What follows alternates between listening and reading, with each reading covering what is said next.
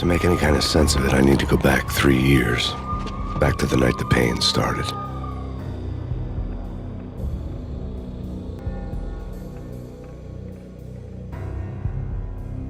I was still in the force back then. NYPD, Manhattan, Midtown North Precinct, Hell's Kitchen.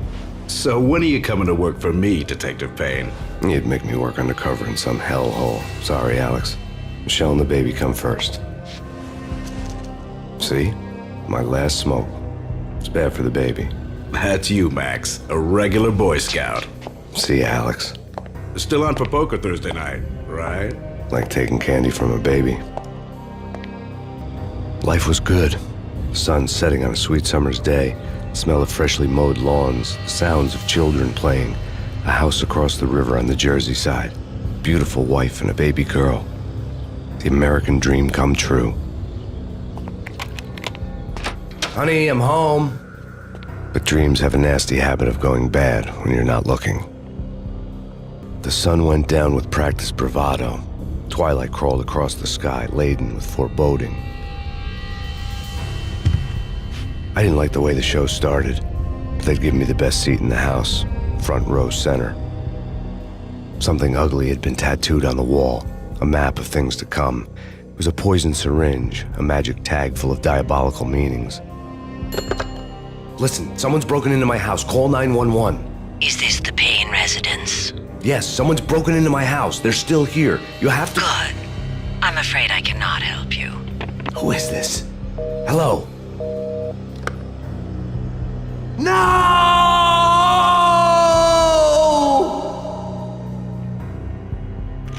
That was 3 years ago. Everything ripped apart in a New York minute. The killer junkies had been high on a previously unknown designer drug, Valkyr, V. After the funeral, I told Alex I'd be transferring to the DEA. It took us 3 long years to get a break in the Valkyr case.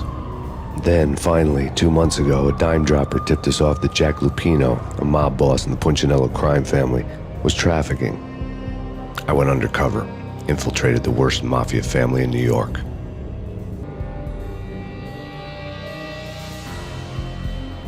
I came in from the cold and the dark. Outside the city was a cruel monster. I've been slowly working my way from the small time to the big fish, trying to get to the source of the drug. Alex and BB were my only contacts in the DEA, the only ones in this decrepit city who knew I was down here. BB here. Something urgent has come up with Jack Lupino. You need to meet with Alex immediately at the Roscoe Street station. I hadn't had a face-to-face with Alex since I'd gone undercover. Outside, the mercury was falling fast. It was colder than the devil's heart, raining ice pitchforks as if the heavens were ready to fall. Everyone was running for shelter like there was no tomorrow. It didn't get any better when I got to the subway. The feeling hit me like a point-blank shot straight in the face. Something was not right about this. My Beretta stirred nervously under my coat, but the train doors had already shut behind me, and I was in for the ride. Next stop, Roscoe Street Station, and Alex.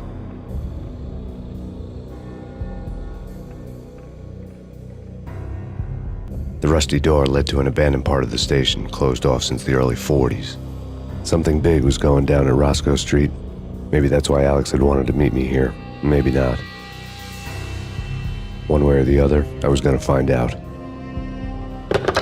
We come to you now live from the crime scene. Who is this? Right back at you. This is Deputy Chief Jim Bravura from the NYPD. You are to cease your criminal activities and surrender immediately. Sure thing, Jim. Me and the boys have been talking and everyone's real sorry. They'll never do it again. Who the hell is this? Being placed at the scene of a bank robbery wouldn't have tipped the odds in my favor. The bank robbers had been after Acer Corporation bonds. The Acer success story had recently been on every channel and on the cover of every magazine. Alex had kept me relatively sane for the past 3 years. Now I didn't know how I felt. Somehow he had stumbled upon something big and ended up stepping on Jack Lupino's toes.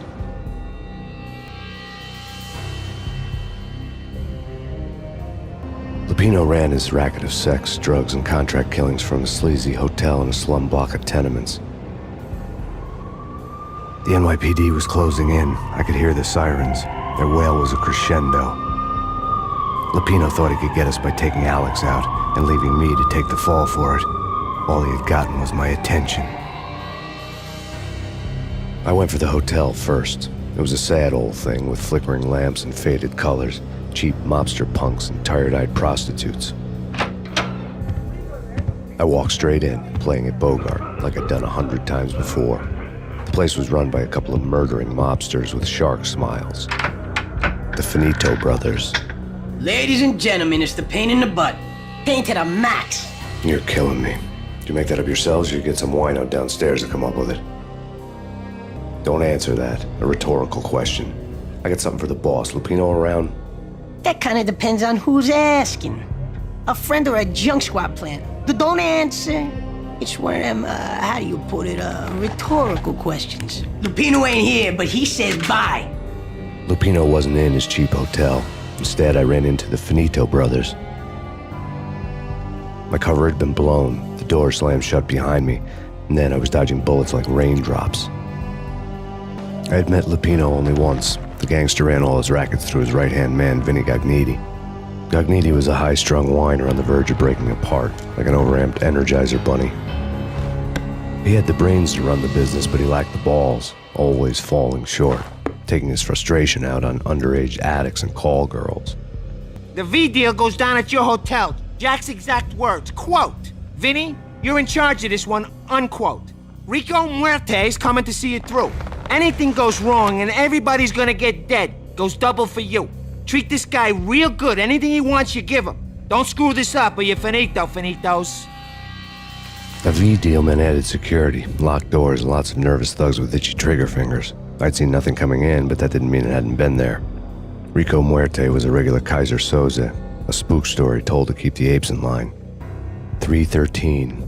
The Finitos had scribbled Muerte's room number on the note's margin. In his press conference today, the mayor stated that Valkyr represents a clear danger to New York and called for drastic actions to eliminate the problem. On today's top story, the Valkyr crisis worsens with the murder of DEA Special Agent Alex Balder. Special Agent Balder had been shot repeatedly from a point-blank range. The gunman has been identified as Max Payne. The noose is sure to tighten around this fugitive criminal as more NYPD units join the search to apprehend him. I had just gotten my 15 minutes of fame.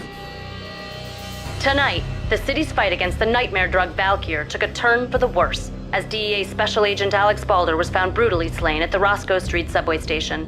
A suspect was seen leaving the site only moments after the shots had been fired, and the NYPD is currently in pursuit of Max Payne, a repeated felon believed to be armed and extremely dangerous.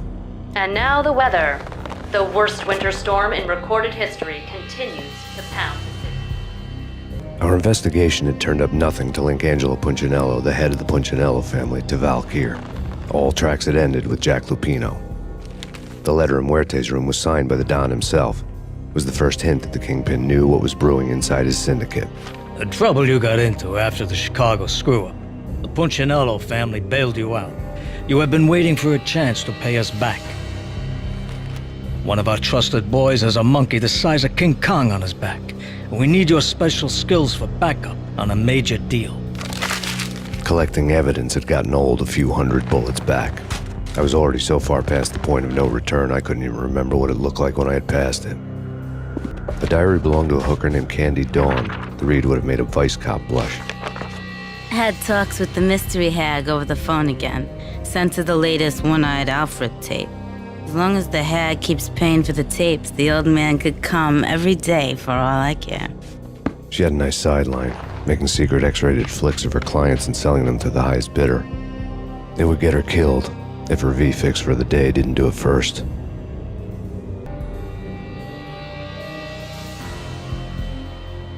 The old service elevator rumbled down to the bowels of Jack Lupino's hotel. A winter storm warning is in effect in the whole tri-state area, as both freezing rain and heavy snowfall continue. Many roadways are already closed, and people are advised to stay indoors. The severe blizzard has ravaged New York for 3 days now, with no end in sight. We'd been snowed from the start in the Valkyr case. The forecast said there was plenty more where that had come from. But the snowbound city was on my side. Less chance of innocent bystanders getting caught in the crossfire. A dead man tied to a chair lay on the boiler room floor. Captain Baseball Bat Boy has an unbeatable track record in superhero death matches. But a six-pack of root beer gets me every time. The murder weapon was a baseball bat, now lying in a pool of drying blood next to a newspaper folded open on a Captain Baseball Bat Boy comic strip. Two mad dog killers, ready to murder each other. They step into the next room, and I'm thinking, now they're gonna do it. But no. They sit down in front of a TV and solve their differences with a kung fu fighting video game. I tell you, Candy, I was so depressed, I strangled them both with the video game cables. Oh, Rico, you're so bad. I am, ain't I? Rico Muerte, big-time hustler. Who the hell? It's that cop. Muerte went for his gun. There was an old telephone switchboard in the back room of the reception area, the kind that made phone tapping child's play. It wasn't hard to picture a fat pimp sweating with headphones on, listening to his hookers talk dirty and fake orgasms over a web of party lines, the blood veins of New York. Right now, there was a different set of moans and groans going on. Boss, Conidi, this is Max Payne. The game started capping us. He killed him. Are you freaking kidding me? He's just one lousy cop. You better be freaking kidding me. Whack him. What's the freaking problem? Hello? Answer me. Hello? The word was out. A deadly virus released into the city's corrupt circulatory system. Something wicked this way comes. Max Payne at large.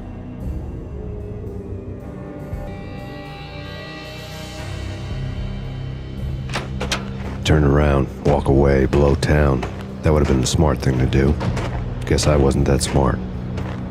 Lupino's tenement buildings were a seedy hangout for all kinds of sleaze. A liquor store, a pawn shop, a laundromat full of mobster bookies and loan sharks. The list went on. The how and why of it was a mystery to me, but they knew I was a cop. They knew I was coming, and they were going to get real trigger happy about it. I got to see Lupino's hangout all lit up. A bomb went off, turning snow into liquid gold. A pillar of fire lifted the remains of a car straight up into the air. The flames were highlighted on the hood of a black Mercedes-Benz as it coasted down the street real slow, as if the driver didn't have a worry in the world. I got a good look at the man riding shotgun. It was Vladimir, the head of the local Russian mob, the fly in Don Punchinello's suit. The ringing in my ears was the sound of a mob war being waged. Another bomb exploded inside the closest slum building. It was a lucky break. The goons inside were spooked, but luck always came with a price tag. More bombs could still be ticking inside, and the cops would already be on their way. Jack Lupino's suite was on the top floor. At least it used to be, before the explosive makeover. The headlines were screaming bloody murder. The storm was a screaming duet with the approaching prowl car sirens. It was all a scream when you were down for the count and wanted for murder. A beaten-up phone in the entrance hall was ringing. It could have been just a junkie in need of a fix, but it turned out to be something more sinister than that. Am I speaking to Mr. Payne? Who wants to know? My name is Alfred Woden. You must hurry. The police are on their way. Tell me something I don't know. They know you're there. How? And what's it to you? I will contact you again. The cops arrived, sirens singing in the off-key harmony of a manic-depressive choir. I had a few minutes while the SWAT team would go through their usual routine. By the time they busted in, I needed to be long gone. Max Payne, this is Deputy Chief Jim Bravura from the NYPD. Drop your weapons and come out with your hands above your head. Suddenly it all made sense. The bombs, the Russian mob boss making an appearance in person. Gagnidi was his usual self, all talk and no walk. After our hit, the Russian has only a couple of guns left, and they can be bought. There's no freaking way he has the guts to try anything after that. As it turned out, the Russian had plenty of guts. One thing you could count on, you push a man too far and sooner or later he'd start pushing back. The bombs had destroyed all the stairs up to Lupino's office. The alternate route led there by way of adjoining rooftops. New York City is in crisis tonight, with reports of Valkyr-related gang war in the streets of the Bronx. Apparently, Max Payne, wanted for questioning in connection with the slaying of a DEA special agent earlier tonight, is waging a one-man war against his former partners in crime. Among the list of casualties so far are notorious mafia members Joey and Virgilio Finito, as well as Rico Muerte, himself a fugitive from the law, and a suspect for several murders in the Chicago area. The NYPD has been placed on full alert. A citywide APB has been put out on Max Payne. Deputy Chief Jim Bravura has promised to take whatever steps necessary to bring him to justice. What those steps may be remains to be seen. For NYCNN TV News, this is Kira Silver. Vinny Gognitti, just the man I've been killing to see. Payne? Freaking Fed! I knew from day one there was something screwy about you. What do you think you're doing? You're a freaking cop. You ain't got squad on us. You can't just come in here waving your piece like it meant something. Yeah! Oh my God! Oh God, you shot me! Ah! You're dead, Payne! What the hell are you waiting for, you apes? Kill him! Kill him! With pleasure, boss. Gognitti bailed. I made like Chow Yun Fat. The letter was addressed to Don Punchinello, but Vinny had never had the nerve to finish it. Jack's gone voodoo. Just the other night, he shot Dino because he wanted to see what his brains looked like splattered on the wall. He's a freaking mad dog. We're running out of men and business fast. Gognitti had been living in mortal fear of his boss. Jack Lupino was a psycho. Vinny Gognitti was running scared. He could run, but with a bullet in his stomach like a broken bottle of Tabasco, he was quickly running out of time. He knew where his boss was, and I wanted to square things up with Jack Lupino. Gognitti would be moving fast. I don't know about angels, but it's fear that gives men wings.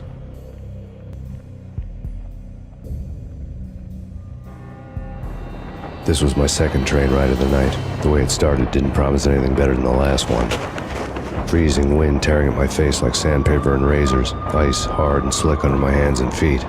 Somewhere in the background, the wail of sirens, the city howling after me.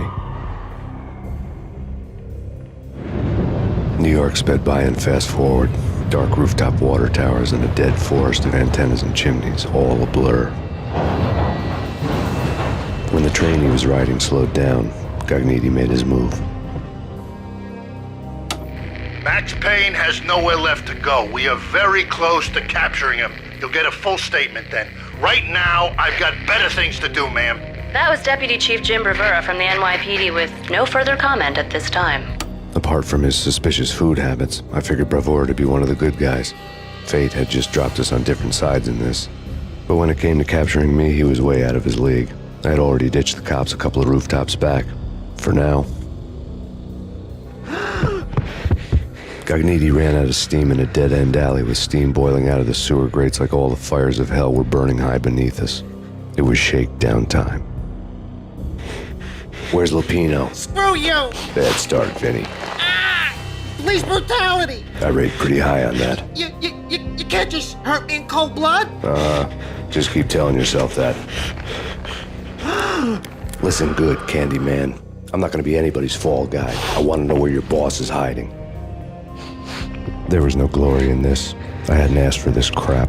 Trouble had come to me in big dark swarms. The good and the just were like gold dust in the city. I had no illusions. I was not one of them. I was no hero. Just me and the gun and the crook. My options had decreased to a singular course. I'll tell you, just don't hurt me no more. Lupino's at Ragna, the nightclub. Book me, take me in, haul me to the freaking jail, just don't hurt me. Your rights will be read at your funeral.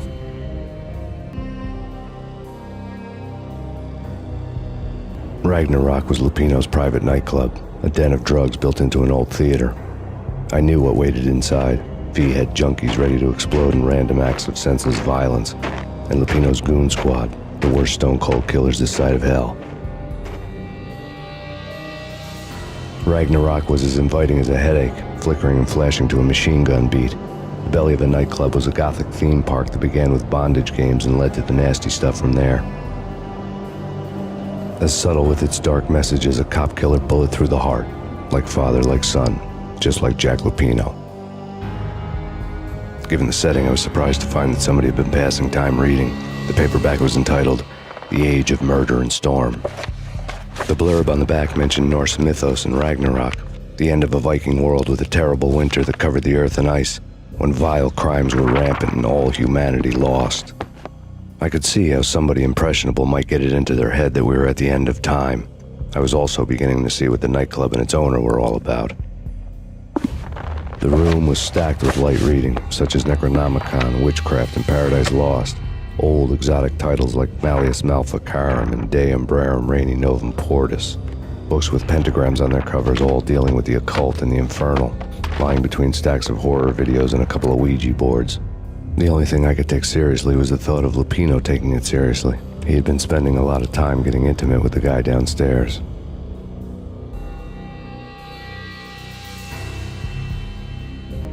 The backstage area led to Lupino's inner sanctum. The hot air inside was like an invisible wall, thick with incense and something else, a sickly sweet smell that made you gag. This was the rotten core of the Big Apple. Lupino lurked somewhere ahead, like a spider at the center of his web, waiting. The vapors in the air started to make my head swim. Punchinello had threatened Lupino in writing. The note had been torn to pieces, bloody fingerprints all over them. Don't want you to think that one of my boys is not playing with a full deck. Shape up, Jack. We are running a business here. I'd hate to send the trio to strong-arm you. The trio were the Don's notorious henchmen. It was obvious that Lupino hadn't been intimidated by the threat. Jack Lupino was crazy, all right. The table was scattered with notes of demented arcane nonsense written in rusty blood, a mishmash list of demons, devils, and dark gods evoked. Beelzebub! Asmodeus! Baphomet! Lucifer! Loki! Cthulhu! Lilith! Hela! Blood given to you all. He was after that old Faustian deal, your soul for power and fortune. Just sign on the dotted line with your blood. Jack Lupino was crazy, all right. Mythic wolves, let loose to devour the sun and the moon. Lupino is the wolf. I'm Mr. Beast, the big bad Fenris wolf. I'm the end of the world man, wearing the flesh of fallen angels. After Y2K, the end of the world had become a cliché. But who was I to talk? A brooding underdog avenger alone against an empire of evil, out to right a grave injustice. Everything was subjective. There were only personal apocalypses. Nothing is a cliché when it's happening to you. I had known there'd have to be a catch in it somewhere, and this one was the Empire State Building of catches. Lupino was pumped up and dying to go 15 rounds with a mutant alligator. And then he started this spooky monkey talk, straight from a bad dream. Mine. I have tasted the flesh of fallen angels. I've tasted the devil's green blood. It runs in my veins. I've seen beyond a world of skin, the architecture of blood and bow and arrow. Death is coming! She is coming, and hell follows with her. This is the twilight winter. I am ready to be her son. Her time is now, and all who stand in her way must die!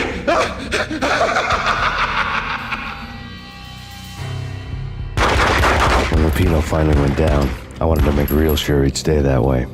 V was a bad monster. Turned them into friggin' zombie demons from outer space. I think he's dead already. Huh? And that's when it happened. But dead or not, you've got the wrong guy. In stepped this knockout femme fatale holding a gun to my face. I returned the favor.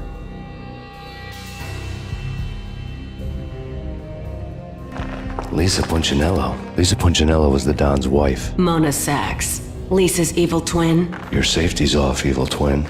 You might hurt someone with that gun of yours. Lisa's the damsel in distress. I'm the professional. I'd blow you away without batting an eye. Sure, and you can check out my credentials splattered all over this joint. Jack couldn't have framed you, not the state he was in. We're after the same slime bag. Angelo Punchinello's the one who murdered your friend and framed you with it. You know this for a fact. I've got my sources. I don't have a clue these days. I just shoot them as they come. Who put a contract on the Archfiend? This one's mine. I hate the guts of that sadistic wife-beater. Why not pool our bullets for this one? I thought you'd never ask. My finger was starting to twitch. How do you like your whiskey? I'm easy, as long as you don't try to slip me a Mickey. You're a real angel, Max. It was good stuff. Tasted sweet as honey going down. Nothing personal. Can't risk you going berserk and getting Lisa killed.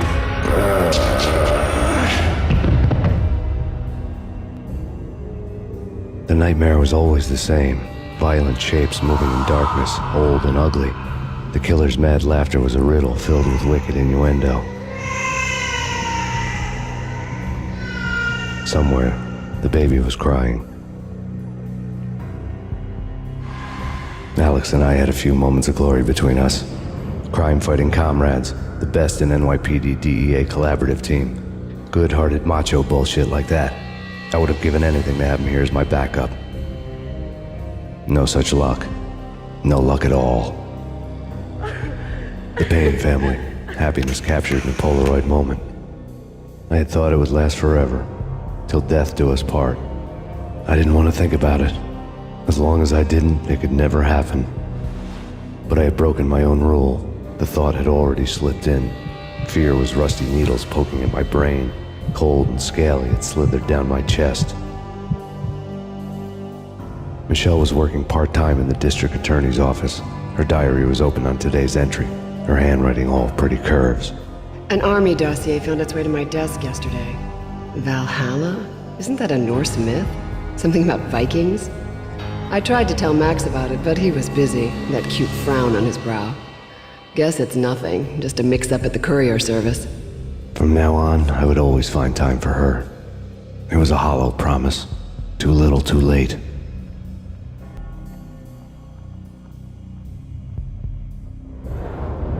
I woke up in a bad dream. My head felt 2 sizes too small for my brain. Max Payne. I envy your name. And the killer was smiling. Pleased to meet you. I'm Frankie the Bat Niagara. Niagara, as in you cry a lot? He had a baseball bat and I was tied to a chair. Pissing him off was the smart thing to do.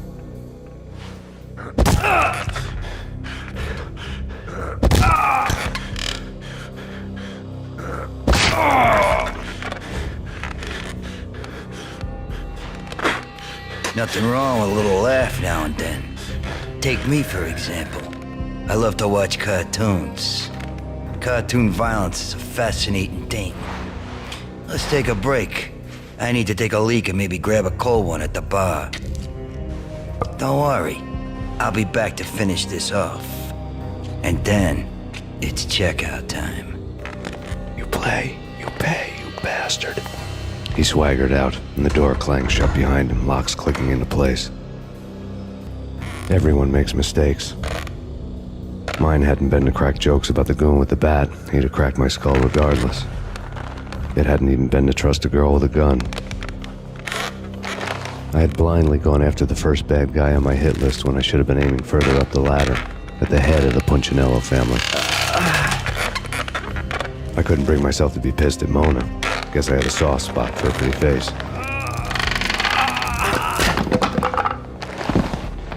But when somebody decides to play baseball with your head, you tend to get sore. They had dragged me back to the basement of Lupino's hotel. I was beaten, bruised, and blue. I felt like the chair I had broken to get free. All I had was Niagara's bat, sticky with my own blood. Frankie had left his calling card, a Captain Baseball Bat Boy strip, next to a sewer passage filled with bodies. You'd better not mess with Captain Baseball Bat Boy. Even my archenemy, Bicycle Helmet Girl, swoons at the sight of me. Aha! There were enough corpses to put a mass murderer to shame. The men in blue had come and gone. They had decorated the place with chalk outlines and tied it together with yellow tape. The cops who had stayed behind were dead. Frankie, his boys, and I had the place all for ourselves. That crazy witch, you should have heard her. She was a real scream when the boys caught her trying to cap the Don. Oh, that's freaking bad. To the trio? That's even worse than what Frankie's doing to that poor bastard downstairs. She's gonna take a long time to die. The mobster muscle on the phone was talking about Mona. Punchinello's trio were nothing but bad news. The fact remains that all the victims so far identified in the Ragnarok shooting have been known criminals, many of whom had large doses of V in their blood. Reliable sources say that Max Payne was also among those killed, although no body has been recovered at this time. Reliable sources. That meant somebody thought the Mafia had me, didn't want the cops snooping around anymore. The body would be delivered to them barely recognizable. Case closed. Don Punchinello had the power to be that reliable source, which was no news. But his news was old news. Framing me hadn't been enough. Don Punchinello had put a hit on me. He wanted me dead, and it had been important enough for him to give written instructions to Frankie about it. Max Payne should die like a dog for the trouble he's caused. Frankie, I know I can trust you to give this matter the dedication it needs. The hotel bar was fast developing quite a history. True to his words, Frankie was there, having a beer. Jesus Christ. How the hell did you get loose? Got bored waiting. Thought, what the hell, we could just as well finish this here. Thank you. You've been a lovely audience. Had enough? I don't play with girls anyway. Unfair! I spotted the tail as soon as I left the hotel. A big black Mercedes. I'd seen the car before. That time it had heralded impressive explosions. Vladimir was back. Bang. You're dead, Max Payne. I might have laughed if I remembered how. What's this supposed to be? Cops and robbers? Look, you want something with me? Get in line. Peace, man. Relax. You know you are a real news item. Armed and dangerous. I am going to make you an offer you can't refuse. I've always wanted to say that. It's a bum rap. I've been framed. That's a moot point.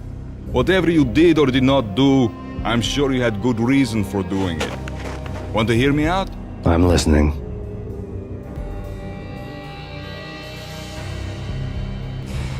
Punchinello messing with V is bad for business all around. But that's not all. There is this guy, Boris Time, used to pull jobs for me.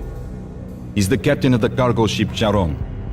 Now the bastard turncoat has gone over to the other side, Punchinello's.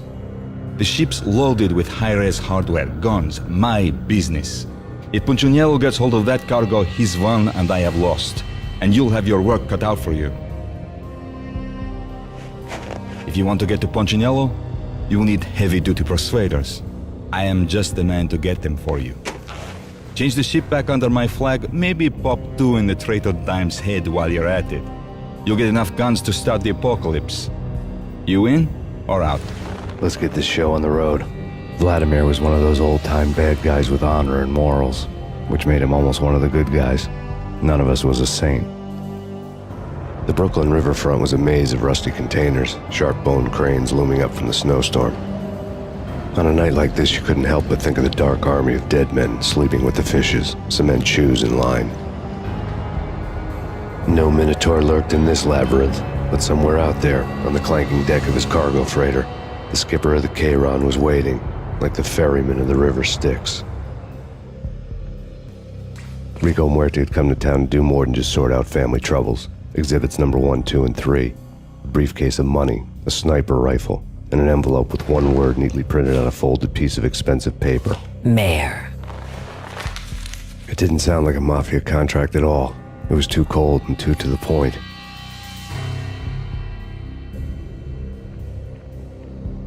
Rust had crept over the sides of the cargo steamer a long time ago. Boris Dime would be on board. I'd have to smoke half of his crew to even get near the gangplank. The guns were probably being kept in the hold, buried amidst the rats and oily water. Dime? Angelo Puccinello here. Angie, tell me, how much did Dime cost you? I bet it was more than his name. Max Payne. Right the first time. You're dead, punk. You sure you're not confusing me with Boris here? But you are right, of course. Pretty soon we should get together and have a talk. You son of a... Pissing Punchinello off was a dangerous game, but when people get mad, they make mistakes. I should know. That's where I wanted Punchinello, mad enough to trip over his own feet, preferably into a grave. Did you get everything you need? Check. I owe you. Anything you need. This is my solo. When I'm through, Punchinello won't be anybody's problem anymore. Clear as vodka.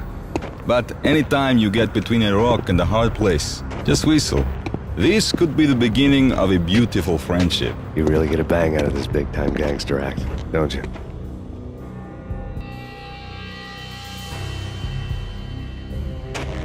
Even with all this firepower, I figured I couldn't get to Punchinello at his manor.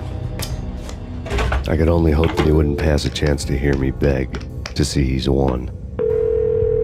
This is Max Payne. I want to cut a deal. Payne, you're a dead man. That's what everybody keeps telling me. I got your ship and her cargo. I want to meet. No pain, no gain. Capiche? You know my restaurant? Yeah, I know it. 1 hour. Punchinello's restaurant had seen better days. Snow was falling like ashes from post-apocalyptic skies, but that was outside. Things would soon get hot in the Don's restaurant. I knew it was a long shot, Angelo Punchinello actually showing up, but there was no crime in hoping. Vlad had seen my smoke signals. The Mercedes was revving to go, almost drowning out the banshee wail of the sirens. You coming? We'll drop you off at the Punchinello Manor. Sounds good to me. When this is over, look me up. I could use a professional like you. I'll keep that in mind.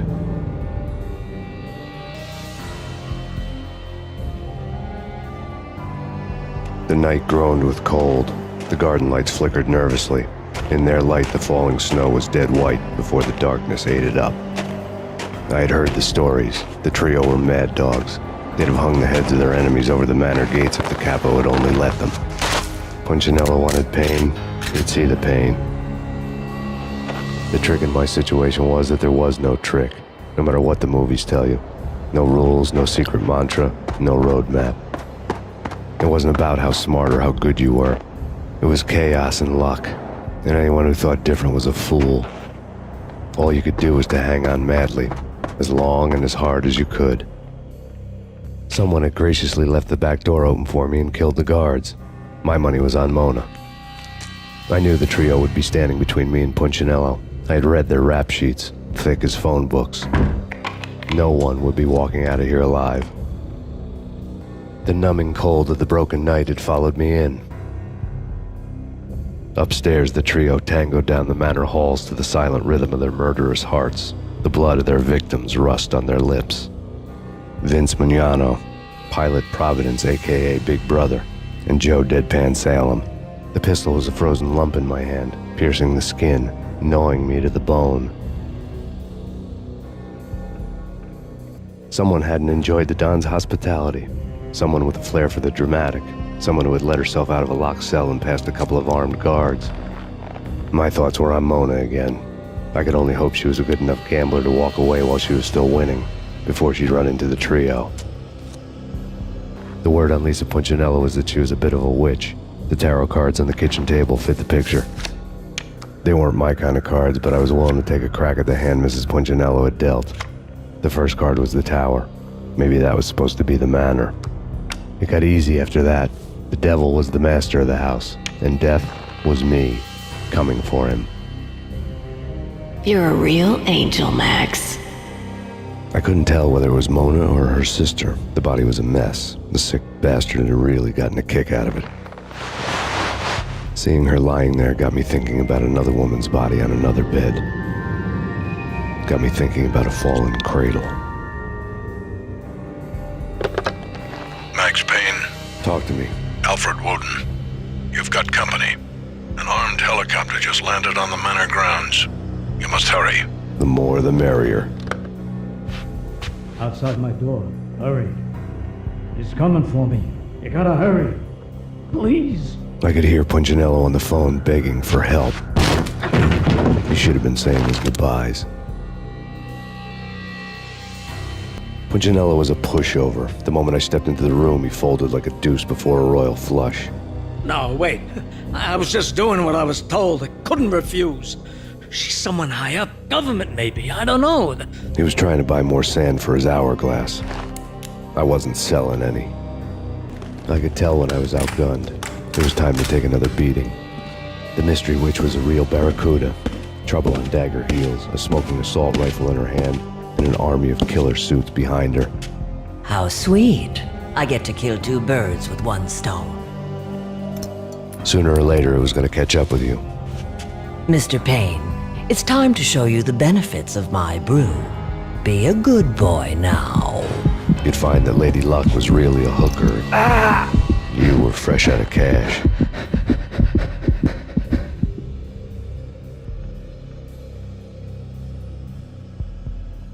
Gentlemen, we're done here. Take me to Cold Steel. She had just given me an OD of Valkyr. I could feel green fire eating my brains. They turned to steam. They did a fade on me. I'd never had a chance. The witch had got me just as sure as if she put a gun to my head and pulled the trigger. The shadows rushed me, bruised mugshot faces hungry for revenge. They knew my weak spots and closed in for the kill. The floor turned into a vortex of green blood. I fell. Flesh of fallen angels. There was something disturbingly familiar about the letter before me. The handwriting was all pretty curves. You're in a graphic novel. The truth split my skull open, a glaring green light washing the lies away. All of my past was just fragmented still shots, words hanging in the air like balloons. I was in a graphic novel. Funny as hell. It was the most horrible thing I could think of. Bartender is shiny stuff and dreams are made of stooped necromancers. He sings like a banana wrist, having strayed too close to the constellations on their shaved skulls. There was a bad line in a prank call. Someone spouting insane babble. I couldn't make sense of it. But I had an overwhelming sense of deja vu, and the caller's voice sounded oddly familiar. There was something disturbingly familiar about the letter before me. The handwriting was all pretty curves. You're in a computer game, Max. The truth was a burning green crack through my brain, weapon statistics hanging in the air, glimpsed out of the corner of my eye, endless repetition of the act of shooting, time slowing down to show off my moves, the paranoid feel of someone controlling my every step. I was in a computer game. Funny as hell, it was the most horrible thing I could think of. Don't lose it. It's Valkyr. The drug. Snap out of it. Try to remember. It was a bad line in a prank call, someone spouting insane babble. I couldn't make sense of it. But I had an overwhelming sense of deja vu, and the caller's voice sounded oddly familiar. Max, something happened at the office today. A strange memo. Something about Vikings. Honey, I gotta run. You can tell me all about it this evening. Have a nice day, darling. The bullet holes were rubies on her chest, blood glowing on her ivory skin. She was so beautiful. The killer was smiling. The flesh of fallen angels.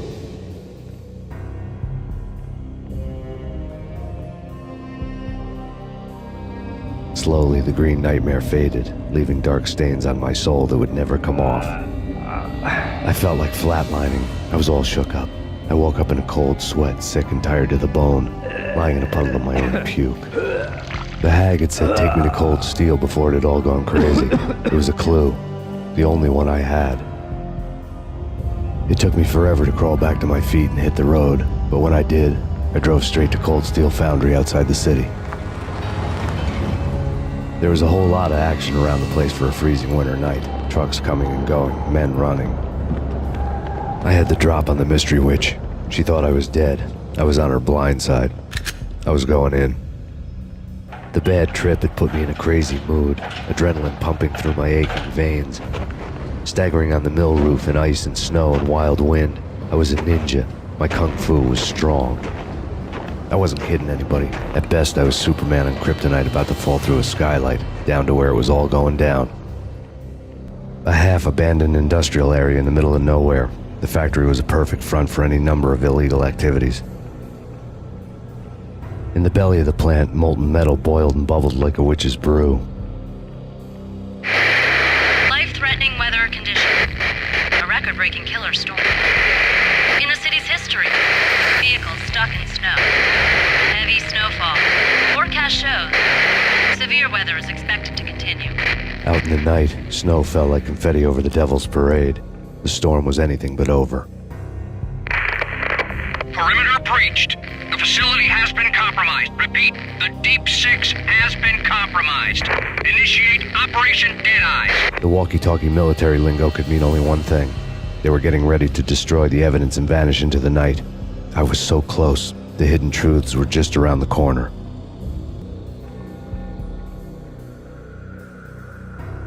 The mercenaries were running a tight operation, paperwork and all. Merchandise missing again. A chemist had tried to smuggle it out for his own private party.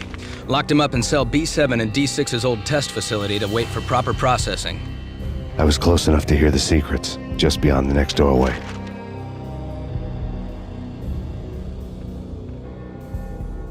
I had taken on the role of the mythic detective, Bogart as Marlowe, or as Sam Spade going after the Maltese Falcon to unravel all the mysteries. Following a path of clues to that final revelation, even if it would take me down to the cold, cavernous depths of a grave. There was an old army bunker under the steel mill. I knew the military plaque on the floor. I had seen 1,000 variations of the insignia on crumbling brick walls everywhere in the city. The sword replaced by a syringe. Project Valhalla, V for Valkyr, V for Valhalla. All of a sudden it read like a crackpot conspiracy theory. Top secret. Project Valhalla. U.S. Army. Yggdrasil Network. Valhalla, the otherworldly place in Norse mythology where the bravest heroes spent their afterlife feasting and fighting forever, their wounds miraculously healed night after night. Valkyr, the maidens who chose the most courageous Viking warriors and carried them to Valhalla. 1991. The research objective is to create a chemical substance to enhance the stamina and morale of infantry troops.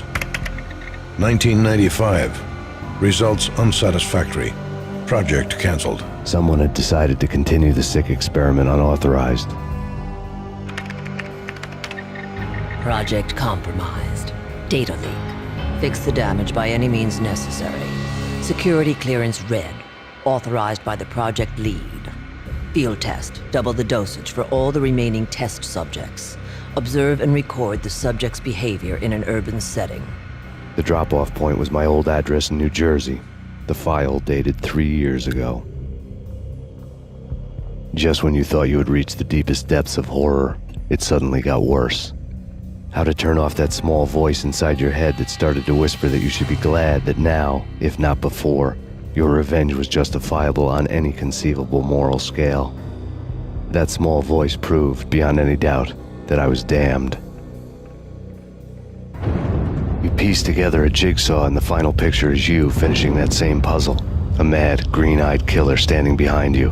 An urban legend come true. The Project Valhalla test subjects had been the mad junkies who had murdered my loved ones.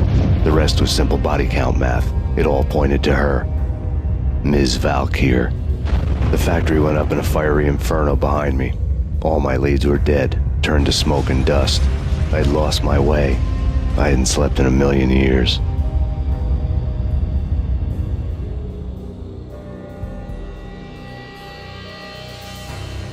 I felt thin as death.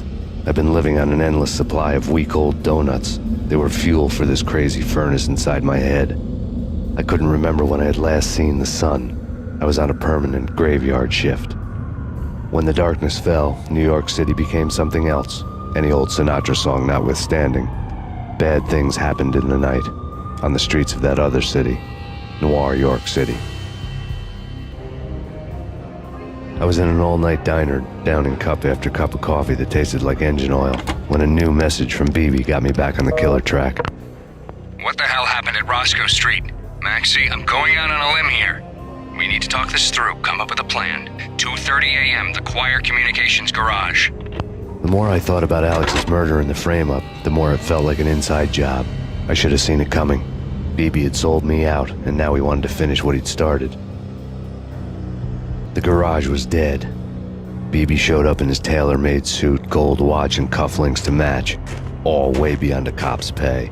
Maxie. Oozing suave charm, he was guilty as hell. What the hell does BB stand for anyway? Backstabbing bastard? Come on, don't be like that. Have a cigar. I don't smoke. Maxie, you have no idea how big this is. It's huge. You have no idea. I think I do. You're a bribe-taking bent cop who sold out his partner. Those mobsters in the subway were a dead giveaway. Hard to miss. Bet it was exactly like this with Alex. Up close and personal. You can't win this one, Max. No, but I can make damn sure none of you do either. BB turned out to be another cardboard cutout bad guy. A bad cop on the take. A cowardly right-hand man fleeing from the scene, leaving his paid thugs to do his dirty work. Reports of a fire at the Punchinello Manor in Westchester. The manor is the home of Angelo Punchinello, the alleged head of the Punchinello crime family. The police are now saying, contrary to their earlier statements, that Max Payne is still alive and at large. He continues his vendetta against the Mafia, of which this last act of arson is attributed to. I had no recollection of setting any fires, but I did remember the flames. Yeah. Max Payne? Whatever does it for you. This is Alfred Woden. I can give you the name of your enemy. Come to the Asgard building presently. We are expecting you.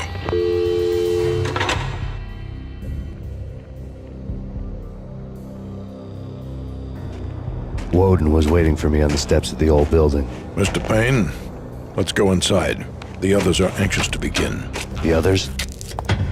Despite the general misconception, this building actually predates the City Hall by 2 years, thus being the oldest municipal building still in use here at the foot of the Brooklyn Bridge.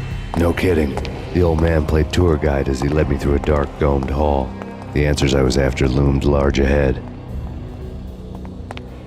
Mr. Payne, I would like to introduce you to my colleagues in what we call the Inner Circle. You've been watching too much X-Files.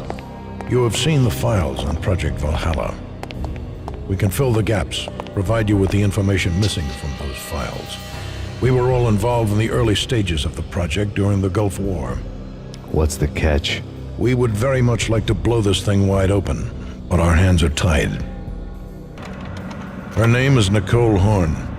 She was the key figure in Project Valhalla. When the funding was discontinued, she simply refused to quit. She knew exactly what she had in her hands. Nicole Horn is the president of Acer Corporation.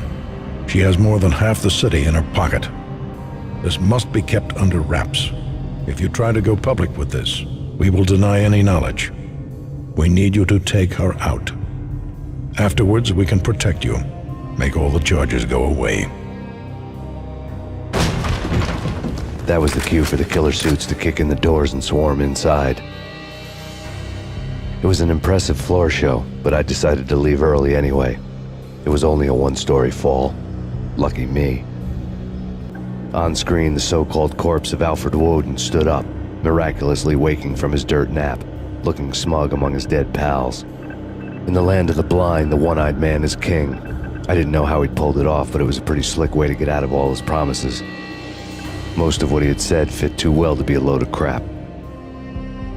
And what is your answer to those saying that he is actually providing a service long overdue to the city? This crusade nonsense has gone too far. He's out of control. It must stop. He will be stopped.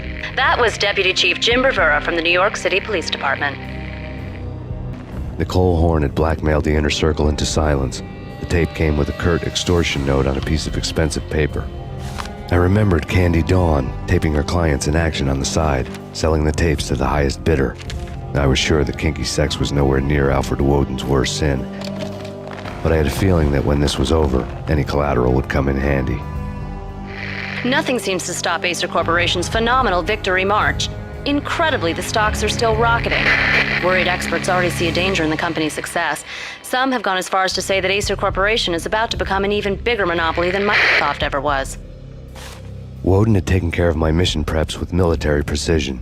The critical areas in the Acer Corporation headquarters blueprints were circled in red. The president's office was at the top of the building, right below her penthouse suite. The elevators were controlled by a security computer, part of the mainframe located underground below the building.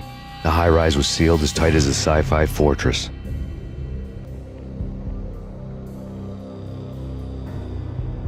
I had dreamed of revenge. Those dreams were always nightmares, of coming close and then failing.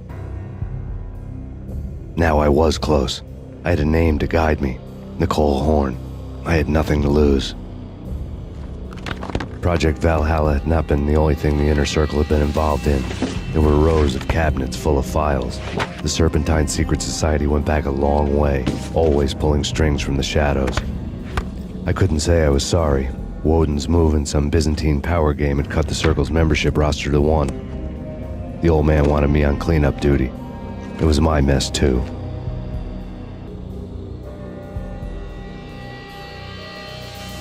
Mine wasn't the most original approach to the problem. It wasn't as if it hadn't all been done before.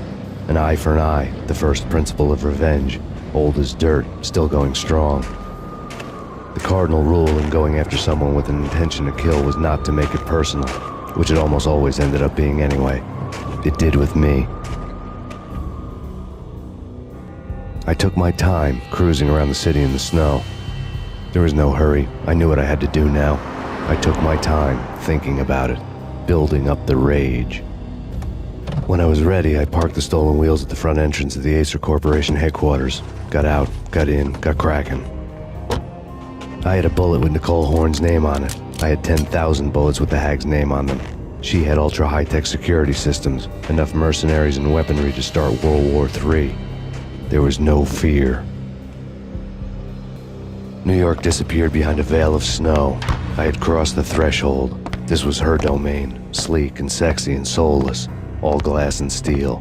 A place of color-coded security keycards, metal detectors, and surveillance systems. Colder than a walk-in fridge. Cold as a gun.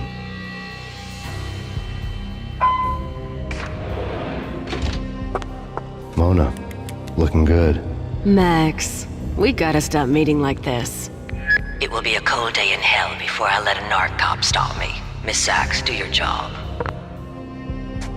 Relax, Max. You're a nice guy. I don't kill nice guys. You're not bad yourself.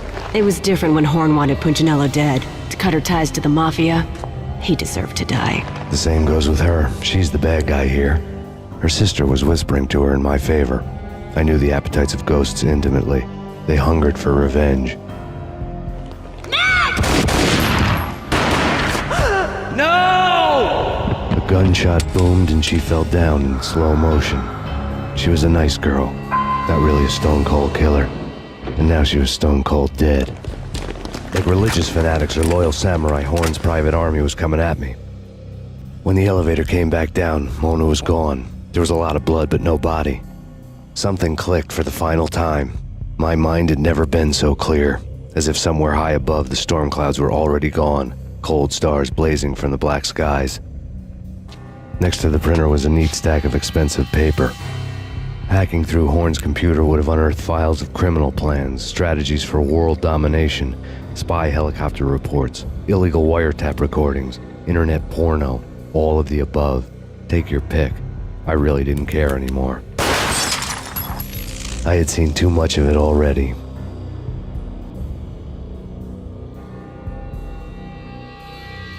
Valkyr had been meant to be a white-winged maiden that would lift you to a warrior's heaven, but it turned out to be a one-way demon ride to hell.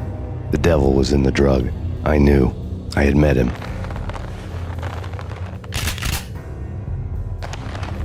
And now I was gonna kill her, the queen of the underworld who had tried to lift herself a bit closer to heaven with her drug money. No begging, no bribes. She knew better. Honor among killers. We who were about to die. Both of us knew how this would end, in pain and suffering.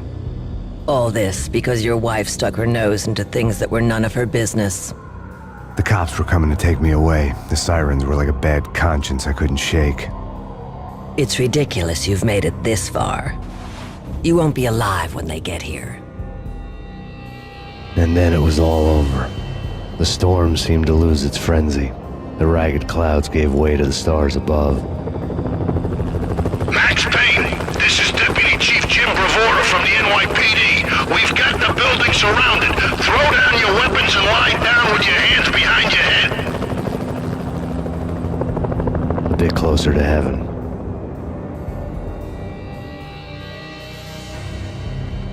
The cops' voices were distant and muted. Freeze! NYPD! Hold it right there! My ghosts released me from their haunting. Down below, New York City glittered like diamonds on black velvet. You gave us one hell of a ride. Take him down to Central Booking. You heard the man. Woden was there in the crowd, standing by the sidelines. It wouldn't be over till the man with the patch would say so. He'd say the right words. I knew he would. He'd better. Woden grinned smugly. It was the grin of a winner. That made two of us.